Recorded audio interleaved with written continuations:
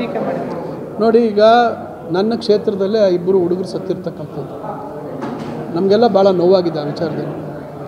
ಯಾಕಂದರೆ ನಾನು ಕ್ರಿಕೆಟು ಆಟಗಾರ ಮತ್ತು ನಾನು ದೊಡ್ಡ ಮಟ್ಟದಲ್ಲಿ ಆಟ ಆಡದಿದ್ರೂ ಕಾಲೇಜ್ ಮಟ್ಟದಲ್ಲಿ ನನ್ನದೇ ಆದಂಥ ರೀತಿಯಲ್ಲಿ ನಾನು ಕ್ರಿಕೆಟಲ್ಲಿ ಆಟ ಆಡ್ತೀನಿ.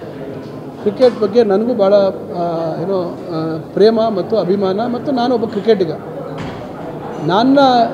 ನನಗಿವತ್ತು 56 ವರ್ಷ. ನನಗೆ ಬಹುಶಃ ಒಂದು 6-8 ವರ್ಷ ಇದ್ದಾಗ ನಾನು ಕ್ರಿಕೆಟ್ ಆಡೋಕ್ಕೆ ಶುರು ಮಾಡಿದ್ದೆ. ನನಗೆ ನೆನಪಿದ್ದಂಗೆ ಈ ರೀತಿಯಾದಂಥ ಒಂದು ಸಂದರ್ಭ, ಪರಿಸ್ಥಿತಿ, ಒಂದು ದೇಶೀಯ ಒಂದು ಪ್ರೀಮಿಯರ್ ಲೀಗ್ಗೆ ಜನ ಇಷ್ಟರ ಮಟ್ಟಿಗೆ ಇಡೀ ದೇಶವ್ಯಾಪ್ತಿ ಒಂದು ರೀತಿ ಸಂಭ್ರಮಾಚರಣೆ ಮಾಡ್ತಾರೆ, ಒಂದು ರೀತಿ ಮೈ ಮರಿತಾರೆ ಅಂತಕ್ಕಂಥದ್ದು ಬಹುಶಃ ನಾನು ನೋಡಿಲ್ಲ. ಯಾಕಂದರೆ ಇವತ್ತು ನಾವು ಭಾಳಷ್ಟು ವರ್ಲ್ಡ್ ಕಪ್ ಗೆದ್ದಿರ್ತಕ್ಕಂಥದ್ದು ನೋಡಿದ್ದೇವೆ ನಾವು. ಆದರೆ ಎಲ್ಲೂ ಈ ರೀತಿಯಾದಂಥ ಒಂದು ಹಳ್ಳಿಗಳಲ್ಲೆಲ್ಲ ರಾತ್ರಿಯೆಲ್ಲ ಎದ್ದು ದೊಡ್ಡ ದೊಡ್ಡ ಸ್ಟೇಡಿಯಮ್ಗಳಲ್ಲೆಲ್ಲ ಸ್ಕ್ರೀನ್ಗಳು ಹಾಕಿ ಸಾವಿರಾರು ಸಂಖ್ಯೆಯಲ್ಲಿ ಜನ ಹೋಗಿ ಅದನ್ನು ವೀಕ್ಷಣೆ ಮಾಡುವಂಥದ್ದು ಬಹುಶಃ ನಾನು ಯಾವತ್ತೂ ಎಲ್ಲೂ ನೋಡಿಲ್ಲ.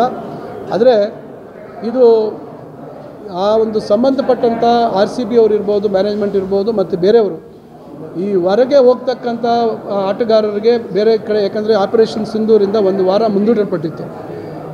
ಆ ಕಾರಣದಿಂದ ಅವರು ಬೇರೆ ಬೇರೆ ಕಮಿಟ್ಮೆಂಟ್ಸ್ ಇದೆ, ನಾವು ಬೇಗ ಇದನ್ನು ಆಚರಣೆ ಮಾಡಬೇಕು, ಸಂಭ್ರಮಾಚರಣೆ 18 ವರ್ಷ ಆದಮೇಲೆ ಗೆದ್ದಿದ್ದೇವೆ ಅಂತಕ್ಕಂಥದ್ದು ಅವರು ತೆಗೆದುಕೊಂಡಂಥ ತೀರ್ಮಾನ.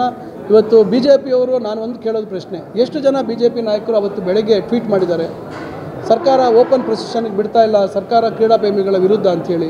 ಮಧ್ಯಾಹ್ನ ಈ ರೀತಿ ದುರ್ಘಟನೆ ಆಗಿದ ತಕ್ಷಣ ಬೇರೆ ರೀತಿ ಯಾಕೆ ಮಾತಾಡ್ತಾರೆ?